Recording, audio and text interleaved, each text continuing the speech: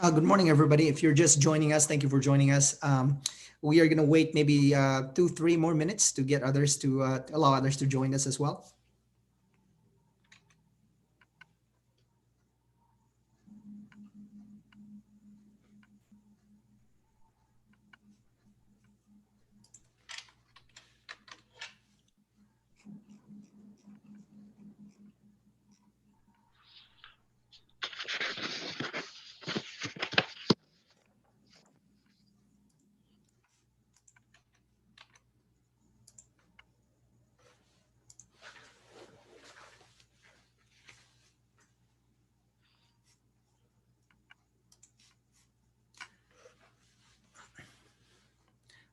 Are you in your office, Dean, or are you at home? So I definitely in my office don't have any green walls at home. Okay. I get a lot of grief over that one. Oh, that's too funny. The joke is I say that I asked for Starbucks screen and they missed. That is funny. So is that theme like throughout the office or just like that No, part of the? I'm the lucky one. Okay. Yeah. Oh well, it works. Sets you apart. Yes, for sure. Just think when you come to my office and you can see it in person, how good it will feel.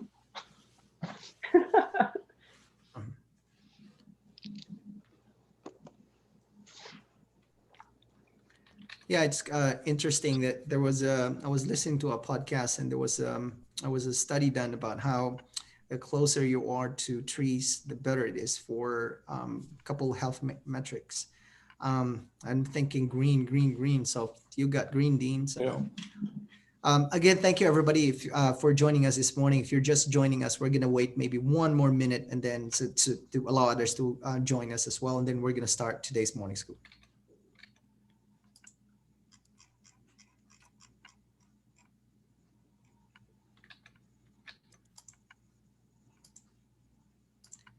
All right, I think we are ready to start. Good morning. Thank you for joining us. My name is Luigi Del Puerto. I'm the publisher and editor of the Arizona Capital Times. Imagine the ingenuity behind the display technology in flat TVs or the apps that make wireless money fast and wireless money transfer fast and seamless. Now imagine the work necessary to create precisely that environment, which can produce the brain power that powers today's advanced technology. And not just today, but the future as well. That's the kind of challenge that Arizona faces in the new economy. And we're going to talk about that this morning. But first, I want to thank our sponsor for sponsoring this series of morning scoops. Our sponsor is Arizona State University. Under the leadership of President Michael Crow, who began serving in 2002, ASU has pioneered the way forward to building a new American university, one that's built not on the traditional model for university established in the 1700s, but a model built for today and for the future. Higher education that puts the students first, that is flexible and adaptive, a university that is embedded in the community, and one that reflects the diversity of the state of Arizona and which engages globally. In order to stay on that course, ASU operates based on a charter that was developed in 2014, and allow me to share it with you. ASU is a comprehensive public research university measured not by whom it excludes, but by whom it includes and how they succeed, advancing research and discovery of public value, and assuming fundamental responsibility for the economic, social, cultural, and overall health of the communities it serves. Again, thank you, ASU, for sponsoring this morning scoop. We have a great panel this morning. Joining us is Dr. Laura Matz, who is the vice president within AMD Electronics, where she is responsible for the planarization business within AMD's Semiconductor Solutions division. Laura, did I pronounce that right? Yes, that's correct. You got it. Right. Oh, thank you. She possesses 20 years of experience in semiconductor manufacturing and more than a decade of experience running semiconductor materials businesses. In her time with AMD Electronics, she has been a key contributor to the growth in semiconductor materials, driving for a strong R&D presence in its Tempe, Arizona facility. She is a strong advocate for science and engineering in young talent. She has collaborated with ASU over the past 5 years to build a strong pipeline of interns in the Tempe facility. Last year, she joined the American Institute of Chemical Engineers Institute for Learning and Innovation Board, which serves as a conduit for advancing chemical engineering talent in the United States. As vice president in EMD Electronics, she's the executive sponsor for EMD's automation and data analytics efforts in collaboration with universities and other industry partners. Given the key role that artificial intelligence and machine learning play in the growth of the semiconductor industry, she's a member of the Semi-Smart Manufacturing Board, as well as the local Arizona Semi Board. Laura has a PhD in analytical chemistry from Washington State University and an undergraduate degree from Indiana University of Pennsylvania. While she is not working, she enjoys watching soccer games and running in the beautiful Arizona weather. Laura, thank you for joining us this morning. Yeah, thank you, Luigi. Pleasure to be here. Thank you. Also joining us is Milind Nagnor, who serves as the Chief Technology Officer at Early Warning, the fintech company owned by 7 of the country's leading banks. In this role, he oversees the teams responsible for the technology and engineering of solutions that empower financial institutions of all sizes to make confident decisions, enable fast payments, and mitigate fraud. With more than 20 years of experience in technology leadership roles, he specializes in reimagining and fortifying core platforms and processes while building strategic innovation capabilities to fuel growth. Prior to joining Early Warning in 2020, Milind served as EVP and Chief Information Officer for Innovation and Strategic Services at Wells Fargo Bank. He has an extensive background in highly regulated financial industries and managing large-scale portfolios of critical transaction processing platforms, applications, data, and infrastructure services. He was also responsible for Citigroup's global data, advanced analytics, and regulatory services technology, and for payments technology at JP Morgan Chase. He has a Bachelor of Technology degree from the Indian Institute of Technology, Bombay, and an MBA in Computer Information Systems and Finance from the Indian Institute of Management in Kolkata. He has co-authored a book on Java 2 network security, published by Prentice Hall. Milind, thank you for joining us this morning. Pleased to join you today. And finally, we have Dr. Kyle Squires, who is the Dean of ASU's Ira A. Fulton Schools of Engineering, which has more than 24,000 students and nearly 60 degree options offered in 2 campuses and online. And of course, if you don't already know, the school is one of the largest and most comprehensive engineering schools in the United States. Dean Squires was appointed Dean of the school in February 2016 after serving as Vice Dean and Interim Dean during the 2015-2016 academic year. Previously, he served as Director of the School for Engineering of Matter, Transport, and Energy, one of the 6 schools of engineering within this college. As the Rector of SEMTE, is it SEMTE? Did I pronounce that right? You did. Perfect, thank you. As Director of SEMTE, he oversaw degree and research program in aerospace engineering, chemical engineering, material science and engineering, mechanical engineering, and professional science master's program in solar, energy engineering, and commercialization.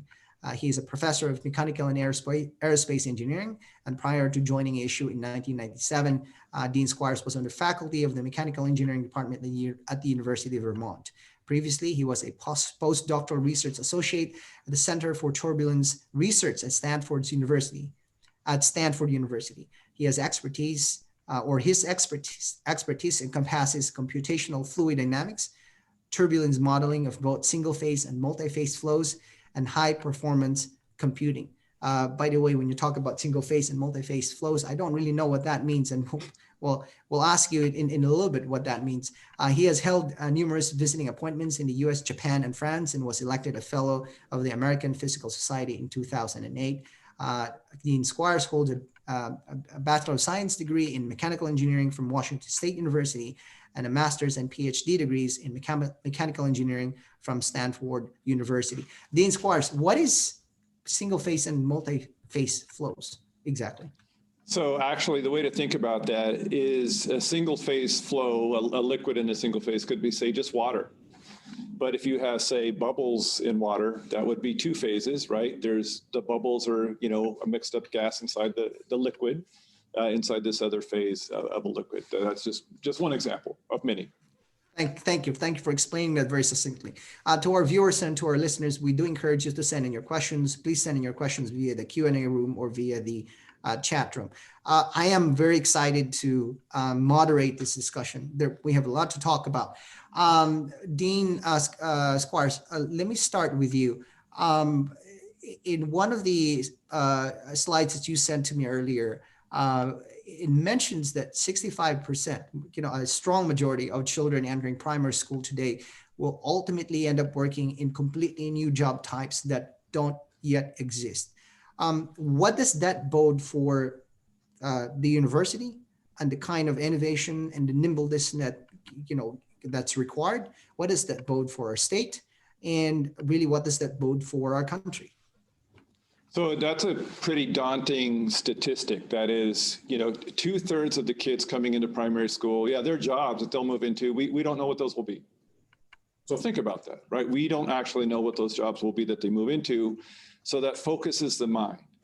From the perspective of our roles as educators, we really have to be mindful and think deeply about the basic knowledge that we transfer, but also what are the skills and what's the mindset that we're building among our students, among our graduates, so they'll be, and we use this word deliberately, this phrase, lifelong learners. That is, throughout their career, you're going to be continuing to pick up skills, you're going to be continuing to learn, because why? Industry and technology is moving so quickly. If you're not able to move along with it, and we want you to not move with it, we want you to lead it, you'll be left behind. And to do that, this gets back to sort of where we are currently in this current state, and we think about the new economy. To do that, you need strong partnership. Your students who are connecting into industry through internships, through jobs, whatever the case might be, but thinking about that broadly.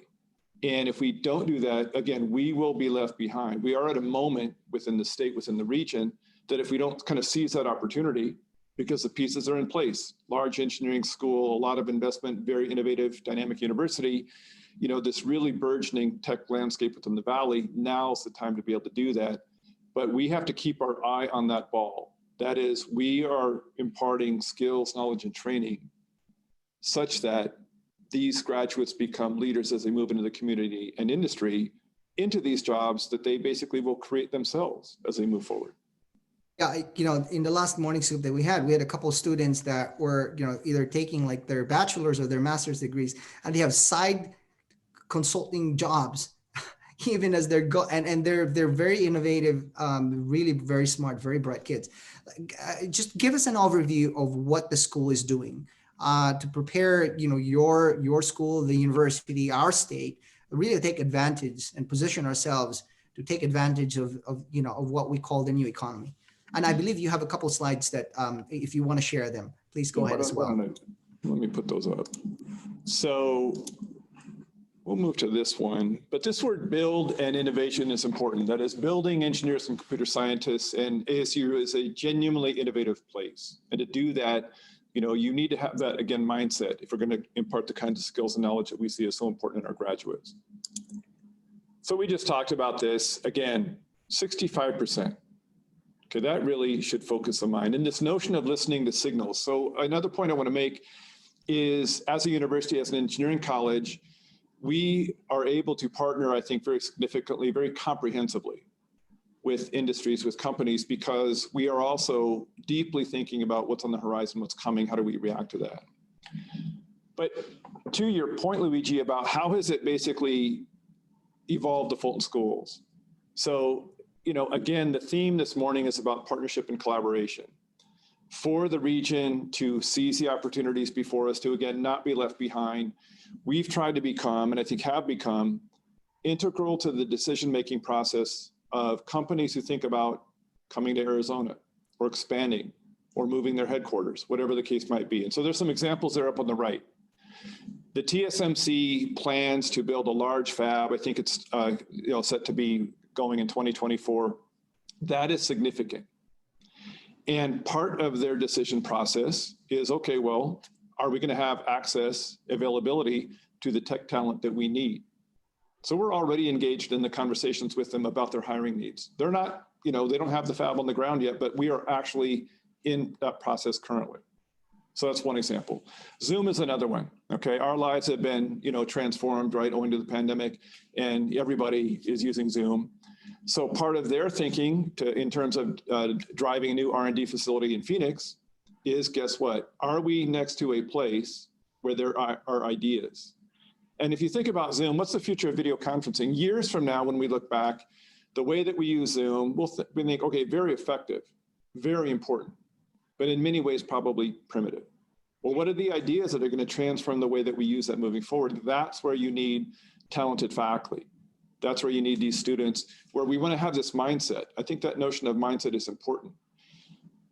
Deep disciplinary knowledge. I'm a mechanical engineer. I know mechanical engineering. My degree's in mechanical engineering, but it's the experiences beyond, through research, through partnership, through the ways that we provide opportunities for our students to grow as even a teaching assistant, being a peer mentor, acquiring leadership. Those are the skills that will position you to be that kind of agile, lifelong learner that we see as so important. Infosys is another one. So their Arizona Tech and Innovation Center on the ground, a specific engagement with them is our students, our graduate students, accessing some of the skills, and libraries and tools that they curate for their employees, making those available to our students to provide that even greater broadening. Just to give you some sense. And then finally, that last one there on the bottom left, research and innovation. Important to the new economy and the partnerships that we're really growing is that research agendas think about not just problems that are interesting. I can publish it, I can do something, but problems that matter. And one way to understand if a problem matters is what's its impact in terms of what kinds of technology does it translate. Well, guess what? Our faculty are very responsive to that. We're top 5 nationally in entrepreneurial outcomes, which means patents, licenses, invention disclosures, and startups. So if you think about, that sort of engine, very deep in partnership, all these experiential learning opportunities for students, driving a research agenda that matters, that becomes an attractor. And we go back to the, top of my comments, we become part of the, the calculus by which companies think about expanding or growing. Thank you for that, Dean. I want to go to Laura, and by the way, we'll flesh out some of the points that you raised. But I want to go to Laura. I want to ask you, Laura, tell us about your company's journey in Arizona. I know that you recently bought a facility within the issues research zone, if you will. Tell us, where you were, where you're at right now, and I guess the more important question is, where are you headed? Yeah, great questions. And it's been an interesting journey as we've kind of expanded and recently in December purchased our facility in the ASU Research Park. So maybe it's helpful to take a step back. And Dean Squires, I think if you could share the slide, this would help me explain kind of who we are and what we do. So I am an employee within EMD Electronics, which is one of 3 divisions within EMD. We have a life sciences division and a healthcare or pharmaceutical division as well through EMD Serrano, and then we have the electronics division.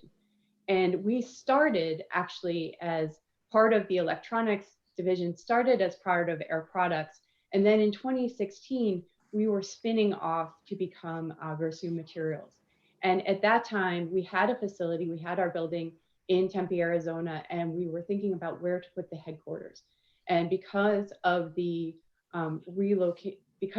proximity to many of our customers, both in Arizona and on the West Coast, as well as the ability to collaborate with Asia very closely, we decided to relocate the Versu Materials headquarters to Arizona. And at that time in 2016, we were really looking at how do we kind of enhance our innovation and our R&D, because we supply materials, equipment, and services to the electronics manufacturing industry. And so part of our challenge and our ongoing efforts are really to provide new materials and innovations to the electronics industry. So as we were relocating and expanding our R&D facilities in our Tempe facility, we started to collaborate with ASU very closely. We started with a couple internships in the chemical engineering department, but over the years, this has really expanded to enabling us to have a very strong talent pipeline, as well as being able to have many interns, up to, I think now we have 6 interns at our site in Arizona. And I think that enabled us to grow and expand our facility. Then in 2019, we were acquired, Versity Materials was acquired by EMD Electronics. And we are now, with the combination of the overall electronics portfolio, we are one of the leading materials and suppliers into the electronics industry. So in terms of the question of where we're going, we really are looking now how we expand our portfolio and how we drive innovation even further. And one thing I will say is that 2020 has been a really interesting year for electronics in general. COVID has highlighted the criticality of electronics in every part of our life. I think Dean Squires mentioned the Zoom relationship and interaction that we all have. This work from home economy, and then the implementation of 5G to have better bandwidth in terms of cell phone service, implementation of the early implementation of artificial intelligence. We see the semiconductor industry just continuing to expand, and we really want to be, as EMD Electronics, we want to be part of that ecosystem driving innovation. So R&D really becomes very, very critical to us, and innovation, having a strong innovation and talent pipeline becomes part of how we fuel that next round of materials development. So I want to ask you just a quick follow-up question about your decision to locate your headquarters in Tempe. You mentioned proximity to talent, and if you look around, we do have other big, just as well-known engineering schools, engineering centers across the country. But why, aside from the fact, of course, that we have gorgeous weather here 8 months of the year, we do have kind of a hellish weather, a couple of months a year, but, we don't have to shovel snow and all that. And we have it's open space. The sun is out every day. Aside from those facts, specifically why Tempe? Yeah, so I think the really kind of fascinating learning we had as an organization is how collaborative ASU has been with companies. One, they're the largest engineering school, #1 in innovation. Those are, of course, key points. But really, I think what we found was this partner that we could collaborate with. And so, for example, traditional internships are kind of viewed as a summer internship, but we really found that we wanted interns that worked at our facility year round. Of course, when they're going to school at a reduced hour, but to really bring them in and be part of the team that's working on kind of key problems we have. And ASU was just this really open partner to being flexible in terms of how we designed internships. And we've expanded that to have to support PhD programs, to have ongoing research collaboration. So what started as just a way to kind of get some interns into our team actually expanded to this kind of really nice partnership with ASU. And what I'll say is we started in chemical engineering. We expanded to the chemistry department. We're now going into the computer science department to bring in data scientists, and then extending into supply chain within the business school. And so with the breadth that ASU brings, this also really gives us kind of a one point where we can, one university where we can bring in talent across all aspects of our business. Thank you for that. I want to go to Milind. Milind, your company has been based in Scottsdale for now 20 years. So you've kind of seen the sort of the growth of the really the high tech industry in Arizona. I think right now we still have very few headquarters in our state, and we do want to attract them more. Our manufacturing base is better than it had compared to just a couple of years ago. But your company has been here. You've seen the growth.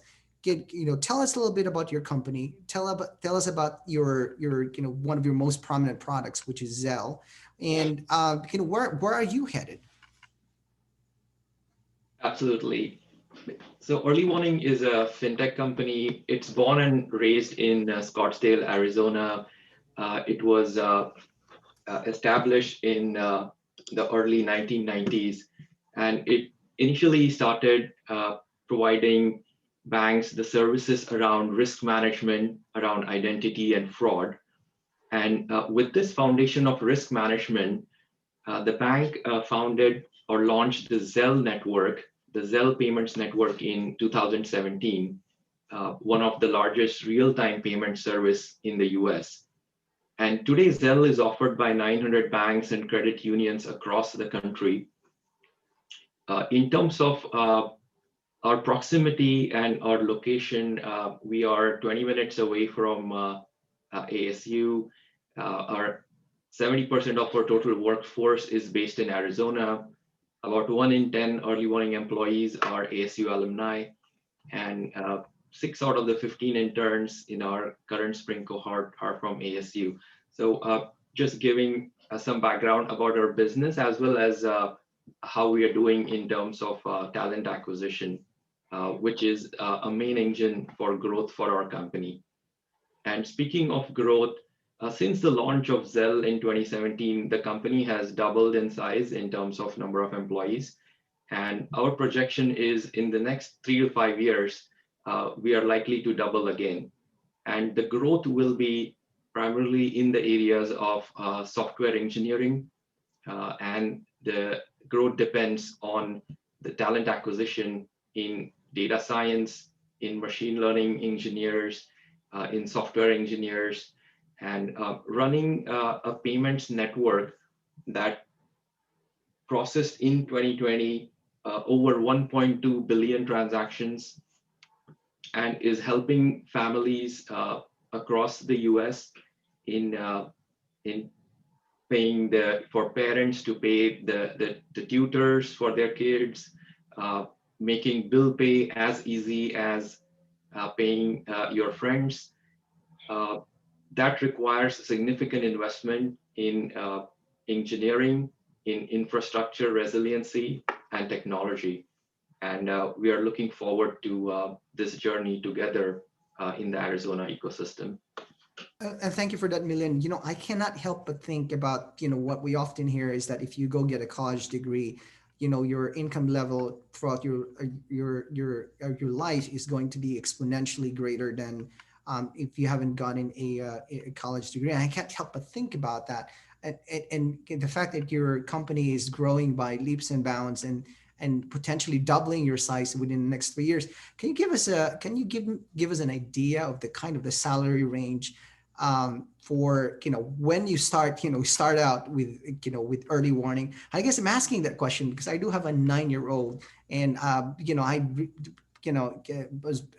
I'd like for him to go into the sciences, and he has some knack for the sciences. We're not quite sure yet, but for parents who are watching, give us a kind of an idea about what we're potential earning for a company, to be working for a company like yours.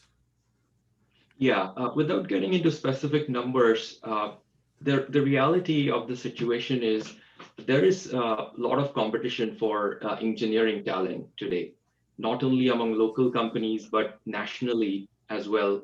As virtual work and remote work becomes common, we see that out-of-state talent, and in-state talent is equally approachable by companies. We currently are we have more open engineering positions, and we would like to fill them so there's still a gap between demand and supply. And again, without getting into specific numbers, the trajectory has been growing in terms of entry-level positions and income. And that's simply a factor of the demand and the growth that is powered by the engineering talent. And thank you for that. The reason I asked the question is that, I know for a fact that even though our state economy is growing, state revenue is growing, for example, our GDP is actually not growing as much as we say in Colorado or in Texas or in in our, in our neighboring states who we are competing with directly. But I want to go to Dean Kyle. Dean, you mentioned earlier that what Asia is really trying to do here, and maybe just the universities, state universities in general, are what they're trying to do is to engage companies in their decision-making process. So even as they're thinking of relocating or expanding in Arizona, you're able to kind of help them in that process, and I guess really persuade them to relocate here or expand here. What does that process look like? For example, in the case of Laura's company, what does that collaboration look like? Yeah, I think that's a great question, and it's very important. First and foremost, you have to listen. And I think, in fact, that's a trait we possess in common to our industry partners. That is, listen to their direction and their needs and begin to understand where you've got synergy. That is, what we can do with respect to, say, supplying graduates, interns, projects, research connections to faculty, and kind of understanding how to build that relationship. So what I think is very important is that in the course of these conversations, again, it's about not a transaction. Okay, hiring is important. Okay, no doubt, right? Acquiring talent matters deeply, but we want actual comprehensive partnerships, because these companies, Laura's and Melin's talk, it just reminds you so much. They're competing for talent against their peers. And they need not just brand awareness, they need real embeddedness into the university so that students are aware, they're learning, they see the value, and it becomes a very natural step for them to take to move into those industry positions. That's basically part of our value proposition that we bring when these companies are going through this conversation, because a company expanding or moving to Arizona, they have options. Right? So we need to be responsive and, frankly, staying ahead of our peers to be able to do that. I think that we do that really well. I think ASU does that really well, but that's been effective lately. So help me understand this one. So how do you know, first of all, if a company is thinking about relocating to our state, or we're one of the states that they're thinking about? How do you know that do you work with the state, for example, the Arizona Commerce Authority, or what does that look like? How do you get to find out? And how do you then get a seat at the table, if you will, in the process of persuading these companies to move to Arizona, to our state? Yeah, so again, you have to have partnership, not just with our industry partners, EMDs, so on and so forth. You also need to be in partnership with GPEC, Greater Phoenix Economic Council, with ACA, Arizona Commerce Authority. Those groups, among others, are, if you will, kind of the tip of the spear. That is, they're the ones that are connecting and understanding, hey, they might be thinking about a relocation to Arizona. And if we have a good partnership with them, which we do, then it's bringing us in at the right moment in time, right? Conversations are far enough where this company needs to understand, hey, what are the sets of activities you might have in a particular technical area, right? That fits kind of what this company is thinking about, and they begin to think about that, and that's us coming into the table at that moment in time. I want to go to Laura. Laura, you mentioned earlier about the growth of the semiconductor industry and, where your company is potentially headed, but the whole industry is headed. Yeah. Notably in the areas that you mentioned, I think 5G, AI, working from home environment. What's at this point, when you're looking at Arizona, when you're looking at our state, do you think we have the environment currently right now to support this kind of growth in your industry? Yeah, I think that's a really interesting question. And of course, right now with the CHIPS Act going through Congress and the discussion in general, I think in the US about semiconductor and electronics now becoming of national importance, this has kind of elevated that discussion. From a talent perspective, which is really key, because in order to support the growth and the advancements that will be required for the next 10 years, we have to have a strong talent pipeline. We've really seen very strong support from ASU. And I think I kind of touched on it, but I'd like to elaborate a little bit. I think one key, when you think about artificial intelligence, this becomes, especially for us, kind of a merger of kind of pure engineering skills and expertise with data science and bring it, and we see more and more, both ourselves as a material supplier, but also our customers kind of talking about that integration of those two skills. And so merging kind of computer, some level of computer science with engineering background. We've really seen ASU being a partner in that. And I think that's unique, because those are skills that we need in our workforce for the future to advance what we're doing. We also see that, so as TSMC relocates here, as other semiconductors companies expand, they will be looking for that similar talent. And so I think one thing that I see that's been really valuable is that ASU responds to those requests as we're seeing the trends in kind of skills that we need. I think, as a state, obviously we are competing with other states, and I think being supportive of infrastructure for the semiconductor industry, being supportive of startups and kind of that overall sort of ecosystem will be important as we look for national funding.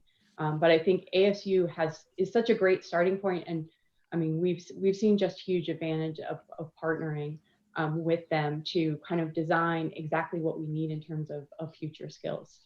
I want to go to Milind. Milind, I guess I'm going to ask you the same question, but more specifically, how are you, so you have you mentioned the gaps in your workforce, like the number of engineers that you can't fill, and the kind of competition that I can only imagine the kind of competition that you're facing to try and attract talent to come to Arizona.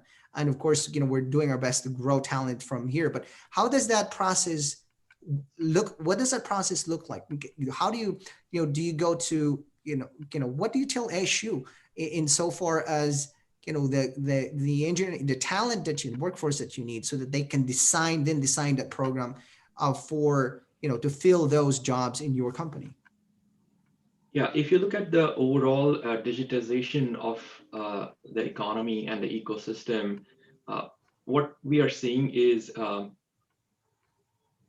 from the process of opening of accounts to the actual processing of transactions, they are all happening digitally now, which means that as the account opening goes more and more digital, the risk, first of all, there is a huge demand for software engineers that can build the applications that our client can use to get access to payments, transactions, or data insights in real time. In the backend, it is very important to have a good data setup where data engineers can create the infrastructure that can make real-time fraud detection possible. And when all of these things are going well, the risk of cyber risk goes up as well as we go more and more digital for our financial transactions. And from there comes the demand for information security engineers that can create monitoring systems and platforms that can keep the data and the payment network secure. So if you look at growing the firm, the economy, and the digitization, software engineers and data engineers play a key role there. And as the growth happens, so does the growth in cyber attack happens. And therefore, there is an equal demand for information security specialists. So that's how roughly, our conversations with universities are about these type of talent. And it's a virtuous cycle in that well-prepared graduates who can work with us even during internship, even while they're studying, support local companies like ours. The talent makes our output stronger, helping the company grow. And as we grow, we continue to hire more. So that's the virtuous cycle we're looking for. So it's quite interesting you say that the more efficient you become, the better your systems get, the more open you are to cyber attacks. That's fascinating. Dean Squires, I want to ask you a specific question in response to what Milind said. So how do you actually define then a program that best fits the needs of the digital security needs that a company like Early Warning needs? So it's in a couple of ways, and one can be through, you have these student teams, and we've done this with company partners.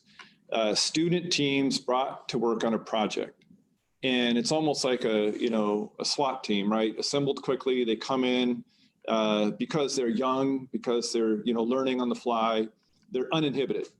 So their ideas about how to solve these problems, how to design solutions are really novel.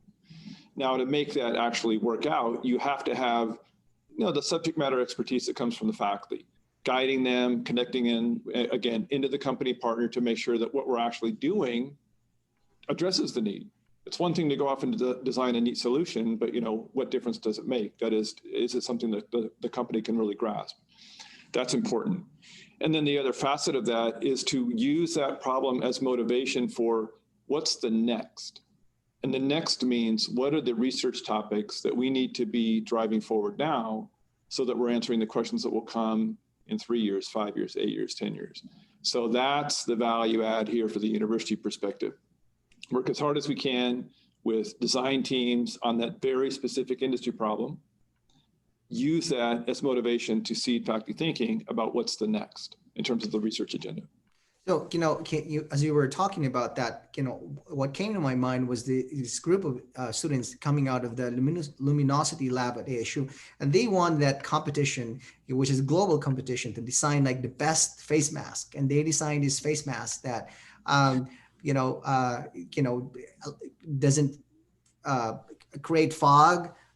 It's better in so many ways. And so they won like $500,000. I keep thinking, what you mentioned, which is setting that environment with faculty expertise and then guiding and mentoring the kids so that they're actually making all these innovations. I want to ask you about Zoom and Zoom's plan to, hire hundreds of engineers for video R&D centers in Phoenix.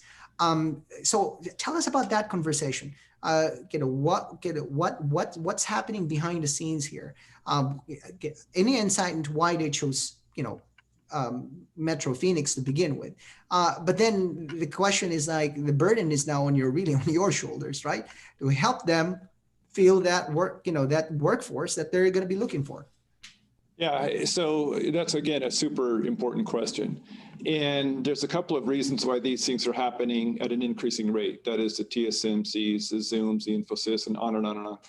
So, ASU, hey, it's a pretty big place. It is genuinely innovative. And because it's a big place and innovative, we have a lot of connections. So invariably, somebody at Zoom in their decision-making process ends up connecting to somebody at ASU. The conversation really can be starting at that level, really, really organic. But you do get to a point, to connect to the essence of your question is like, okay, we read these things about you all, but really, what have you got, right? Companies, are focused on, successful companies care about the bottom line and creating value for their stakeholders and doing things that matter in the community. That's true. So what do we bring to that problem? Well, what are your faculty doing in areas that matter? Okay, you have all these programs, you have all these kids, but again, show us examples. It gets down to that kind of granular level. Access, having access to talent, but also ideas. And that's where it can be very specific and kind of driven by the industry, whether it's semiconductors, and we're talking to Laura, or it's, fintech, and we're talking to Malin, or in this case, Zoom, and talking about, the future of video conferencing. So, Laura, I want to go to you. You mentioned you started out with, collaborating with the issue with is it your chemistry group or chemical group? Chemical engineering. Chemical engineering group. Then you went to the chemistry group. Now you're going into your, data science. What is that exactly? What does that look like? And what do you need from ASU in this arena? Yeah, so I think one of the trends that we see, and I think if we think about our daily lives, we see it all around us. When we come into our homes now, we have Nest that basically optimizes our home environment. We're doing the same thing for our plants. We're working on automating our plants, putting in new sensors. And so this intersection of data science, meaning the data analytics or big data, kind of using machine learning models to solve engineering problems, is really what we're focused on right now, and where we see ASU being enabling. So we have kind of chemical engineering as kind of the core of a lot of what we do in the manufacturing side. But now bringing in the data science team, we can start to analyze our data, one, more efficiently, and identify improvements that we couldn't see before with traditional techniques. And so this gives us an advantage, the ability to innovate faster, to improve our processes, which then of course links to maybe improvements we can make in the next generation of materials. And so we've really started to partner with ASU over the past 2 years to bring in more of these capabilities. And it's a very active discussion, I think, going on within semiconductor in general. I would say in some ways, and given that we have within our company three divisions, probably the healthcare pharmaceutical industry is a little bit further ahead in how they incorporate data analytics into their overall innovation process. But really now the semiconductor industry is picking up this discussion. And again, the key part, there's many universities that are working on this, but the partnership with companies to really identify the combination of skills needed, I think that's where ASU is really enabling us to drive the conversation. And this becomes important because then as talent comes out of school with these capabilities, we're able to hire them directly, either because they were an intern or as they start out of school, and that gives us an advantage. Now, I will say to Milind, we do compete with the financial industry quite significantly, and so that's always a challenge for. I'm sorry, are you saying you're competing with Milind's company and trying to exactly, get engineers and talent? Right. All right. Wow. Okay. So if you're listening right now and you're an engineer, send your resume to both Laura and Milind. Wait for them to offer you, and then just wait it out. See who can offer you the best dollar. That's quite interesting. One of the things that I've been thinking through this series of conversations about, the new economy and the kinds of innovations we need is the fact that at some point, not at some point, we already see a lot of automation happening. And I can't help but think that if you don't have the skill, if you're not in the environment that you keep learning, if you're not in an environment in which you can quickly pivot from one company maybe to the next company, and it's because you have the set of skills necessary, you're sadly going to be left behind. And I can't help but think of the kind of disruption that would create and how we manage that disruption. And I want to ask Milind, because you mentioned, Milind, a lot of you mentioned all of these transactions now are happening all digitally. And to what extent are they automated? And what does that mean in terms of the folks that are doing traditional things that may not have those traditional things to do within the next 5 years, something like that? Talk to us about that. What does that mean for us?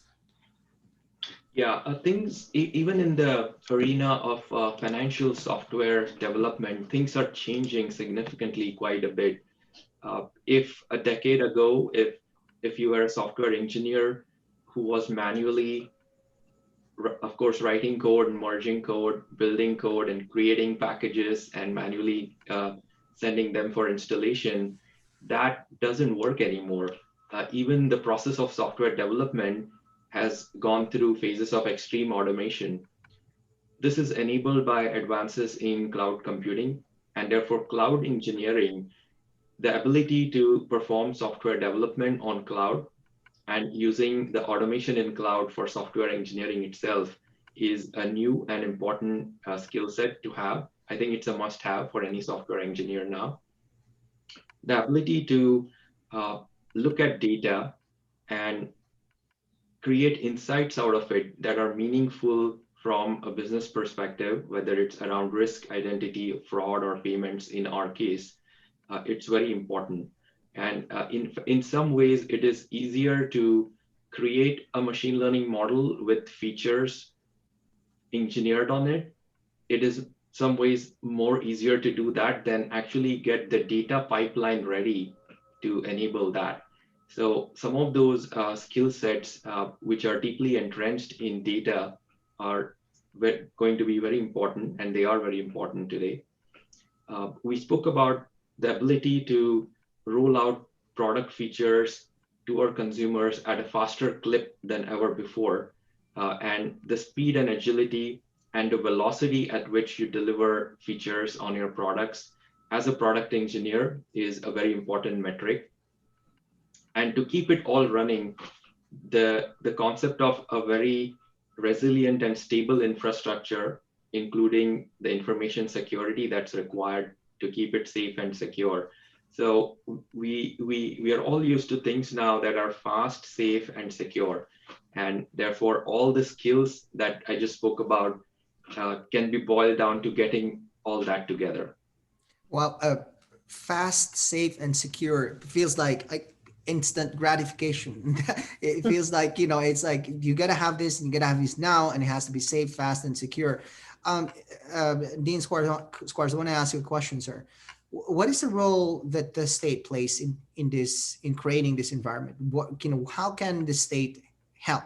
I know, for example, the ASU and uh, the other two state universities, U of A and NAU, they've come to the state legislature and asked for investment in the new economy, and a specific investment, for example, money for your engineering school, for example, and specific in other projects. But talk to us about where can the state really cultivate this environment that we're talking about, so that we can deliver, fast, safe, and secure products. So again, very important question. So in terms of the state role, and this year we're in the throes of it now and again, and President Crow spoke to this really, precisely. The universities will come to the state for what we would call a catalyzing investment. We're asking for the seed to spark these sets of activities that we feel are vital to basically doing all the things we've talked about in this conversation this morning. What does that mean? Seeding funding for hiring faculty at a more rapid clip to train these engineers to go into these companies, to move into the community, to stay in Arizona. Funding for workforce training so that we can address this growing need to continually reskill, upskill folks in the workforce, and provide, again, we have this deep disciplinary training through their degree. We think that's vitally important. This broadening through the sets of skills that we want to impart, and continuing to do that at a broader level, because that will become more important. And then thirdly, to seed the creation of what we call science and technology centers in 5 areas that fit for the region, that is, they make sense for our place, to really think about how do we define, if you will, or create some of the companies and industries of the future, one of which is around semiconductors. That's a core strength for the region. We should capitalize on that. So again, this catalyzing investment, it creates the spark, it allows us to grow, and it allows us to do the things that Melinda talks about. Yeah, fast, safe, and secure. I mean, some of those things, it's like, wait, you can't have all those 3 things. Yes, you can. Okay, by deliberate strategies in terms of design, in terms of the way that you train students, in terms of the way you engage partners, the state investment request will enable us to do that. Right, and you're thinking about Amazon, for example, and it's kind of how it's figured out: fast, safe, and secure delivery of your orders. Right? I mean, I remember a couple years ago, you order and you wait, a couple weeks. Now it's like, all right, you order now, it's going to arrive at 5 p.m. today, between 5 p.m. and 10 p.m. It's very precise, it's very specific. Laura, where else can the state, outside of the investment that ASU and the other universities is asking the state to do, where else can the state help? Yeah, so I think a couple of things. One is the support for other companies coming into the state, other innovate, and being a state driving a focus on innovation-driven companies, because that sort of ecosystem that we establish or are establishing in Arizona fuels kind of overall growth for all of us. Because then, of course, we have a talent pipeline, we can have collaborations between companies. And we're also seen as an innovator because we're part of this ecosystem. So, that's what Silicon Valley was kind of years ago. I think Arizona has the opportunity to kind of build that next round of kind of, innovation driven companies and kind of ecosystem within the state. So I think the support for that, and of course it comes, in terms of infrastructure, incentives, working with GPEC to support the companies as they come in. The one thing I did want to touch on is within the New Economy Initiative, one key stream is around kind of future ways of computing. And I think this is important to understand, that we are seeing that there are new innovations in computing. And without going into all the gory or technical details, I think that's important, because for us to get as a society, for us to get to the next round of artificial intelligence that can enable targeted drug discovery or targeted rapid vaccine development, we need this next level of computing power. We're seeing this in certain examples, but to really make it mainstream and be enabling, I think is key. And I think we can be part of that. And we have such an opportunity with the semiconductor base being already in Arizona, and ASU developing the talent pipeline. But it will require investment and support to grow that. And I think the time is now, because we do see over the next 5 years that there will be some evolution within part of the industry there.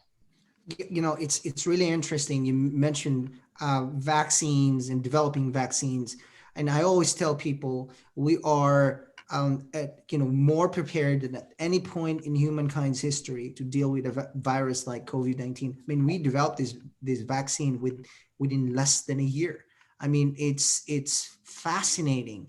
And I know Dr. Michael Crow will disagree when we talk about going back to normal, but there is a bit of a sense of maybe going back to some kind of a normal. And a key part of that is, of course, managing this virus, but also, rolling out this vaccine and getting people vaccinated.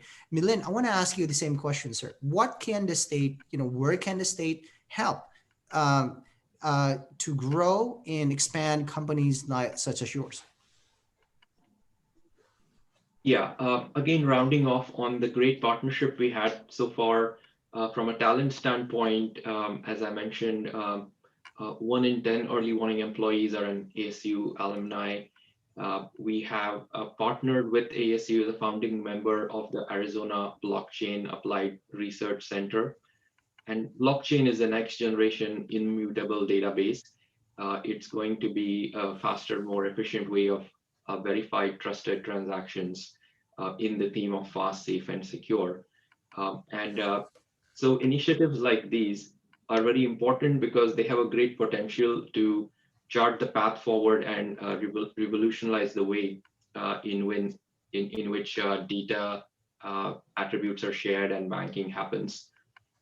So I would say a great pool of talent, a great local partnership, acting as a talent magnet collectively between us and ASU for the local talent. Given that local talent is now available to pretty much all the other geographies as well, with the increase in the remote work that will become more and more normal after the pandemic. And then, so therefore, this virtuous cycle, as I mentioned, of attracting the right type of joint research projects for innovation between industry and academia, and then grooming and attracting the right type of talent, right? Whether it's internships or fresh graduate hires. These type of initiatives help us grow, and our growth helps in turn the overall ecosystem from an employment perspective. So it's a virtuous cycle, and we look forward to robust growth in that. Right. Thank you for that, Milin. I want to go to some of the audience questions, and I think this is a good segue. What you talked about, graduates from Arizona creating that homegrown talent, but also, them really working from Arizona and then working for a company that, may be out of state or other parts of the world with the remote working environment. Well, I want to ask Dean Squires, do you have any statistics or any idea as to what the number of your graduates who actually stay in Arizona after graduating?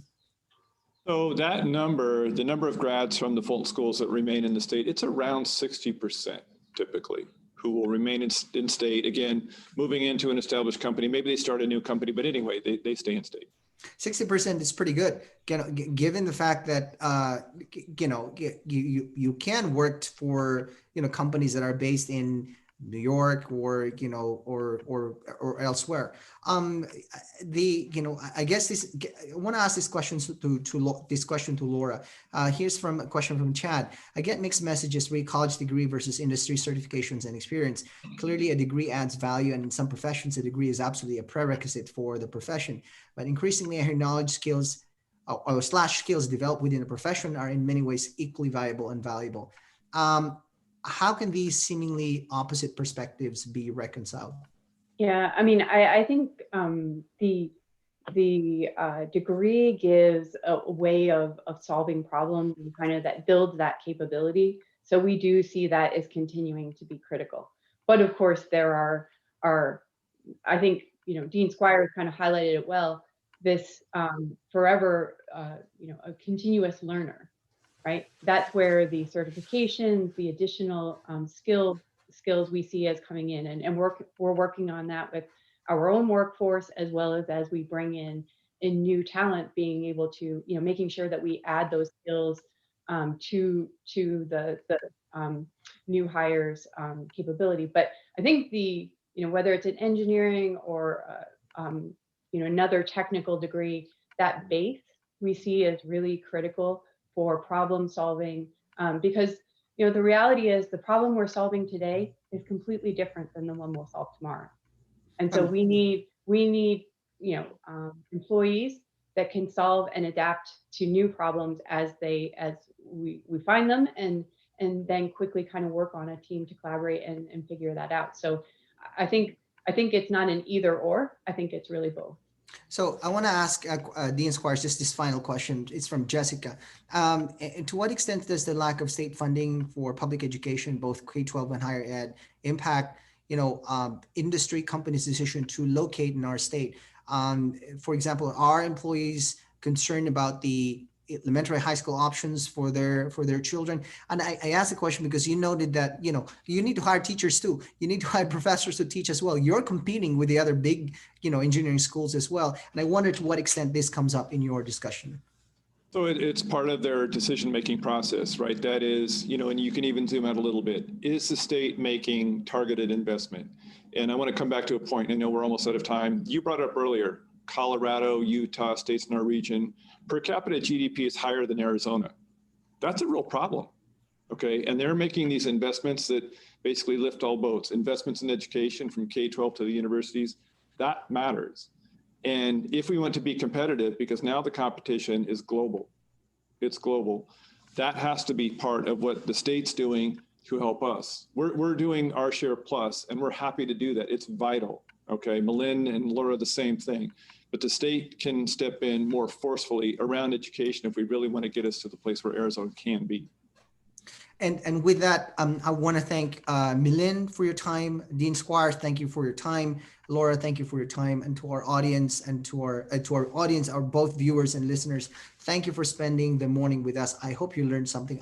I myself learned a whole lot. And I want to thank again the Arizona State University for sponsoring today's Morning Scoop, as well as a series of conversations around the New Economy Initiative. And with that, I want to say good morning, enjoy the rest of your day, and have a great work week. Thank you. Bye. Bye. Bye for now.